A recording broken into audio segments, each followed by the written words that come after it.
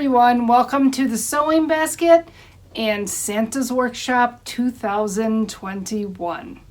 So this year we decided to do videos instead of the live presentation just to make it a little easier and user-friendly for everybody with different work schedules and timing schedules. So I'm going to be doing a presentation on 3 different videos. My first one, called Gnome Santa and Elves, is going to be talking about fusible applique, machine applique, and different ways to modify patterns to change things up so you can use a pattern you already have, but modify it for what you need. So the first thing we're going to talk about is your actual pattern. We on our social media network, the playground at the Sewing Basket in Studio Y, we have this little gnome pattern. He's been up there all summer. He was a little welcome gnome with his pineapple hat. And he's really cute. He's been popular. I thought, well, why not just use a pattern that already exists, but I wanted to make him into a Santa Claus and some elves. So we're going to start by showing you some ways that I modified the pattern to achieve this. Now, I'm just going to be doing a few of the little techniques today. I'm going to be doing a full video to go along with the pattern. Again, that's on the Studio Y within our own social media. If you're not part of that already, just go to sewingbasket.biz. On any of the pages, you can hit the join button for Studio Y and you can join us there. Get your free pattern and your free video. So, to start with our pattern, again, we had our little pineapple gnome, right? But I don't want my Santa to have a pineapple hat. I want him to have a little round hat, or to have a little elf hat that's kind of pointy or shaped differently. So the first thing I'm going to do is look at my pattern and try to modify it a little bit. So when I look at my hat, I see that the actual shape of the hat is just kind of rounded at the top, and then they added the leaves for the pineapple. Well, I want my elf hat to go all the way up to that point. So I'm going to start by tracing over the curve. Now this is the underlap or overlap where the brim of the hat and the top of the hat are going to meet. So I need to have that little section that goes underneath my brim. And then I'm going to come up and I'm going to trace it until it meets the leaf. I'm going to do it on the other side. Okay? So far I got the shape of my hat. But now I'm going to go all the way up to my point and I'm just going to curve it down and kind of curve it around till I meet the hat. Start at the other side, and it doesn't have to be perfect. It's a hat. It can wobble and weave. That's fine. You could make it more curvy if you wanted to. But this is going to give me the basic shape for my little elf pointy hat. Okay. The next thing, I was fine with these type of shoes if I wanted an elf. But I didn't want Santa Claus to have little frou-frou-y pointy toes, right? Santa has more of a boot. So in order to modify this shoe into a boot, the first thing I want to do is not have this little flowery top to it. So I'm just going to draw a line straight across. So about 1/3 of the way up his leg. And then I'm going to go down the side of his legs to where the top of the shoe meets. And now I can go and I'm going to follow the curve of the shoe until I get to about there. And now I'm just going to round it off. So that's the toe of Santa's shoe. And then I'm just going to bring it straight across the heel and back up the curve on the other side. Okay? So that's now my Santa boot with a flat bottom. If I like the heel, I can keep that. You know, Santa might have on like a work boot or a cowboy boot. Again, I'm going to go across the top, I'm going to go down my sides, and I'm going to curve it around. And this time, I'm going to go up and I'm actually going to keep the heel. Okay? So my Santa boot can be flat across the bottom, or it can incorporate the heel. Okay? So that's just some of the ways that I've modified this pattern. Again, in the video, I'm going to go and detail all the different things that I did, but we're not going to do it for our Santa's Workshop right now. You can always access that later. All right, so once we have our pattern, whether it's directly the one that you got or something that you modified, now we need to transfer it onto our fusible web. All right, so typically you take your fusible web, you're going to lay it over the top of your pattern, and you're going to trace it. Okay, there's times where when your pattern, if your pieces are highlighted off of here and they're drawn over here separately, it's a little easier to see the line. But like here, if this is the only pattern they'd given me and I got these little dotted lines for my underlap and overlap, it gets really difficult to see once I put this paper on top. So the first product I want to show you is called the Caterpillar Glow Light Box.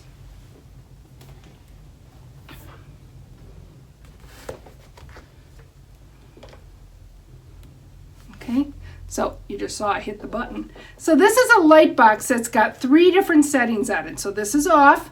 We have a low light, a medium light, and a high light. Okay, so that really it helps a lot with trying to transfer these patterns. So once I have my pattern on there and I put my fusible over the top, I can turn on the brightness of that light bright enough so that I can really see what I'm doing and be able to see all of those little lines that are underneath.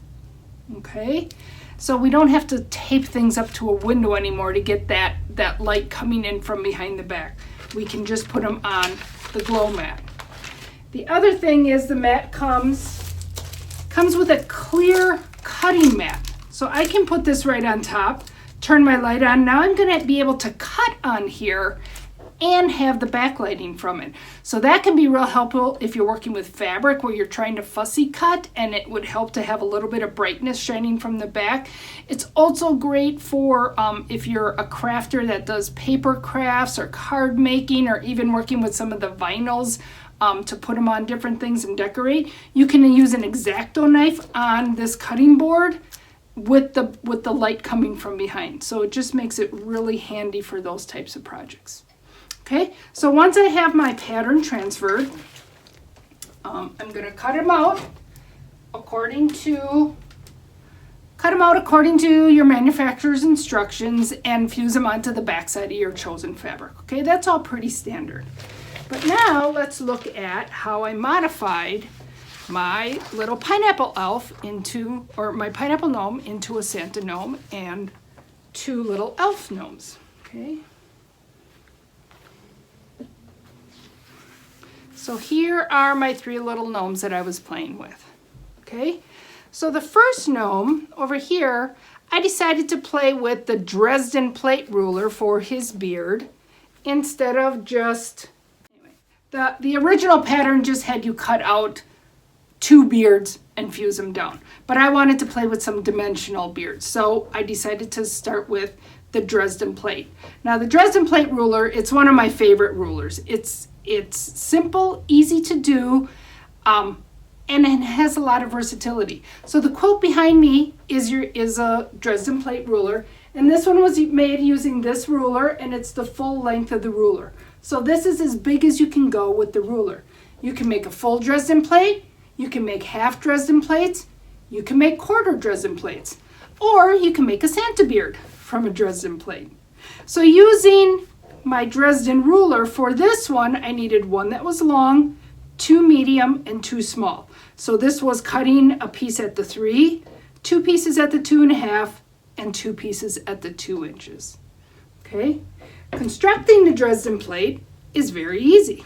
Once you have your pieces cut out, you're just going to fold them right sides together, and you just sew that 1/4 inch right across there. So you're just going to sew that straight seam, which would give you that. And then once I have that seam sewn, I need to take this point and kind of pop it through to the front, and that's going to give me my little Dresden point. Okay, another great product for doing these is the tool turner. Again, this one is by R&K. It's got a rounded tip, so when I go to push it in there, it's not going to poke through, it's not going to break my threads, it's just going to give me a nice point. It also has flat sides, so it's not going to roll away on me. I'm not going to be looking all over for it because it fell on the floor. It sits right next to you, and it's metal, so you can iron over it. It's not plastic, and it's just going to give you a really nice point. Another product that I used with the ruler, this is an older ruler, and it didn't have any built-in grip. So a lot of us have older rulers and these specialty rulers. They're perfectly fine, but they slide around a lot. So if you put a little bit of the grippy spray on the back of it, you can see here that this one, it's a little bit cloudy. That's from where I put the spray on it. The tip down here is clear, okay?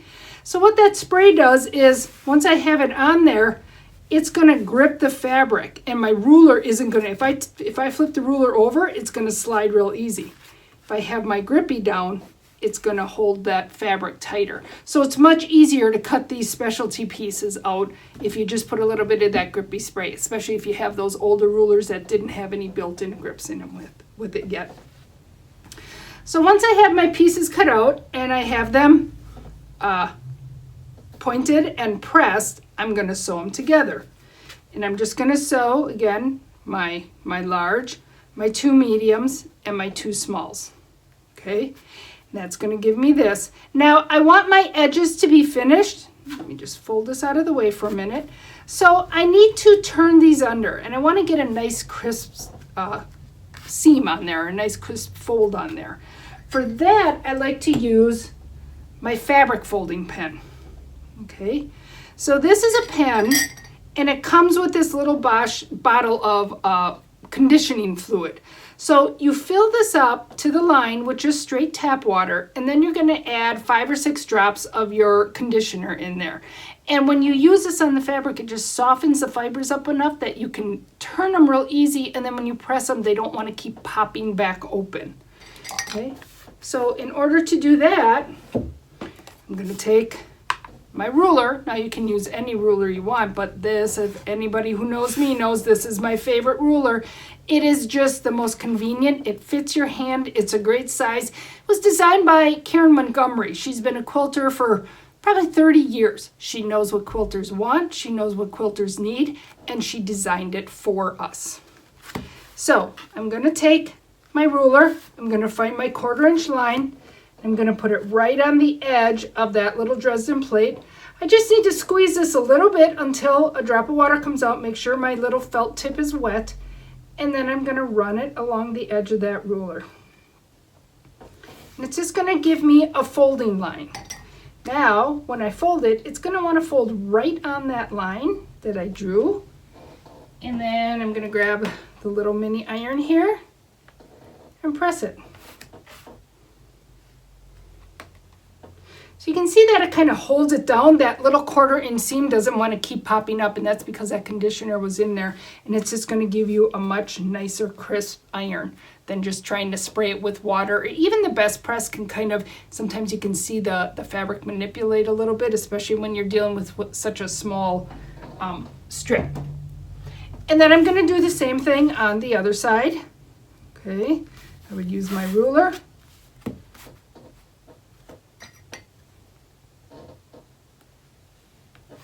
And then iron it.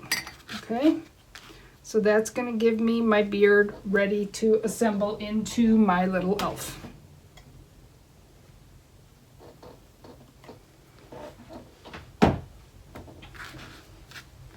So once I have my beard done, I have all my other pieces appliqued on. Again, I can pick and choose my shoe shape, my hat shape. My little pom-pom was just the same as my nose. I used the same circle. And I do have a little guy here that's kind of prepped except for his beard. So once I have this done, it's nice if you can iron some of these pieces down and then just work with the beard part. So I'm going to lift this up and I'm going to stick it underneath there. Okay.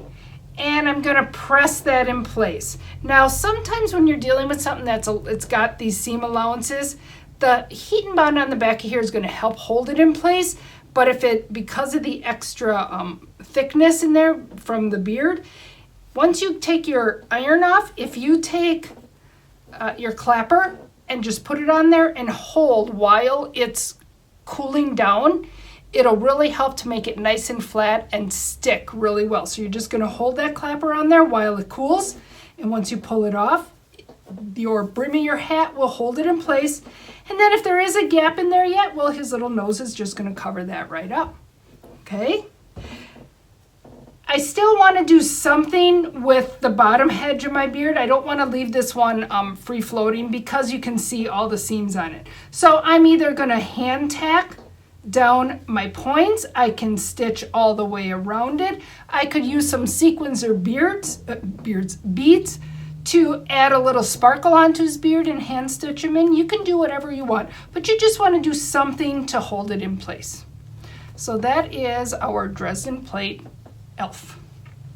You can see here, he's got the boot, but I kept the heel on it, just for a different shape.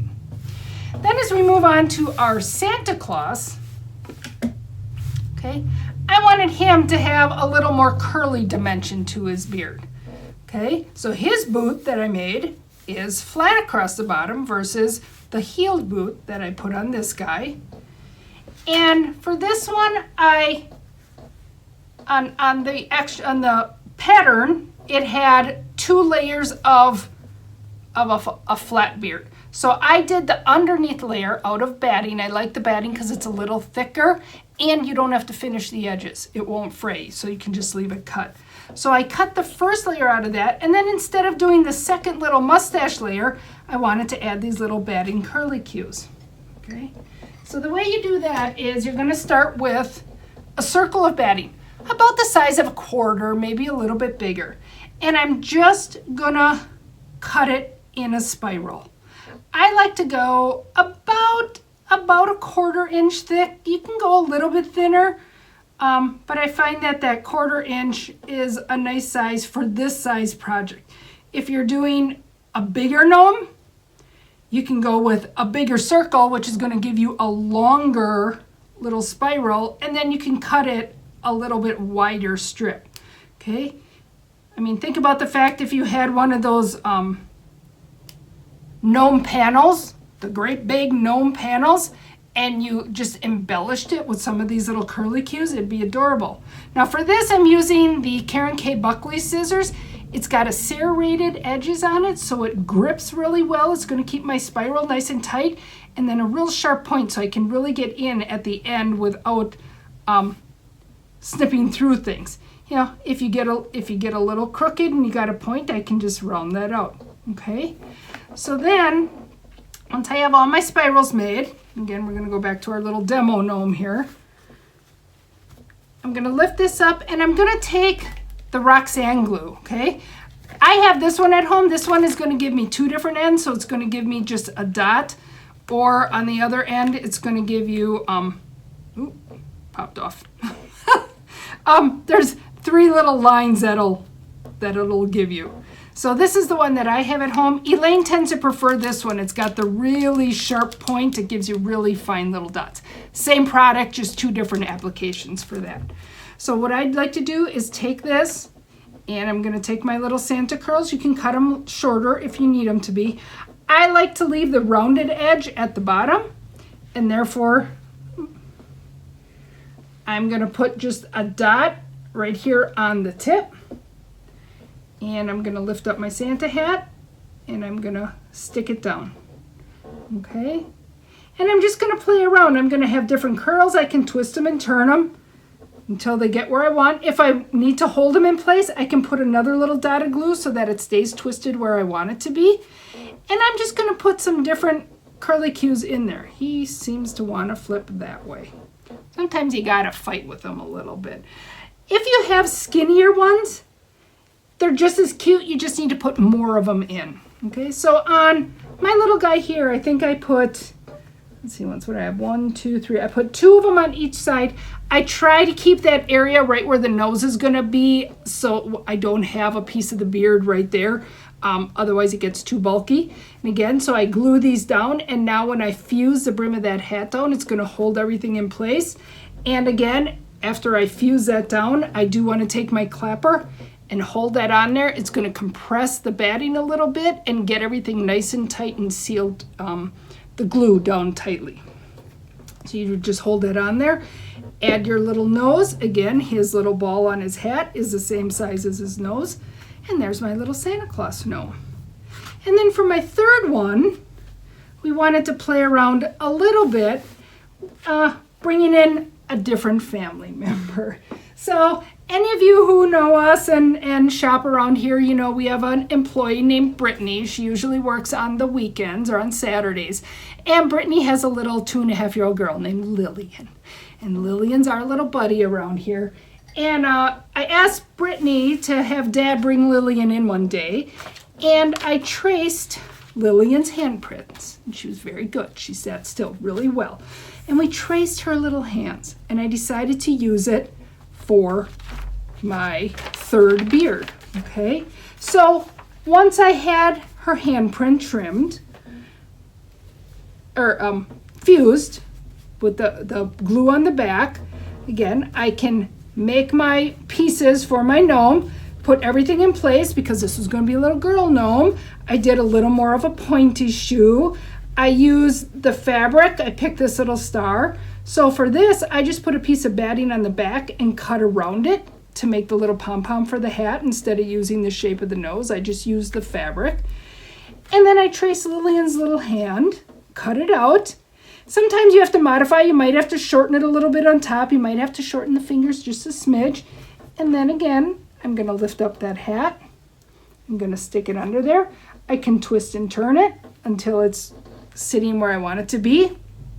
Now, when you're dealing with the batting, it's harder to stick this whole thing down. It's harder to get that heat to transfer through. So you're going to want to pin it in place. And you don't want to use a plastic head pin because if you iron it, it's going to melt. So I either use my glass head pins, or we have a new product called a cool pin,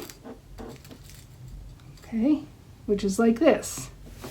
And so the cool pins are nice because they have a silicone on the back, which is a little bit grippier. It's easier to hold on to. The head's a little bit bigger. If you happen to drop it on the floor, it's easier to find. So whatever type of pin you're going to use, you just need to put it in, pin it on, okay? And then I'm going to flip it over. So my pin is holding my beard where I want it to be. And now I'm going to iron from the back. So that heat's going to transfer faster through the thin cotton than it does through the batting. So once I have it ironed from the back, now I can flip it back over, pull my pin out, and that hand is going to be held in place. Okay, pull my pin out. And you can either leave it like that. Oh, I don't know where my nose went. There it is. And add your nose on, like I did here. Or you can cut out the second half of the beard. That would give you more like your little mustache from the pattern to give you an additional layer. And then add the nose. So those are just some fun little things that we did. One, modifying the pattern, and two, modifying the shapes of the pattern, and then modifying the different beards with some different techniques. Okay, now, as you've been watching, you've noticed I've been pulling some of my products out of our sewing basket mug.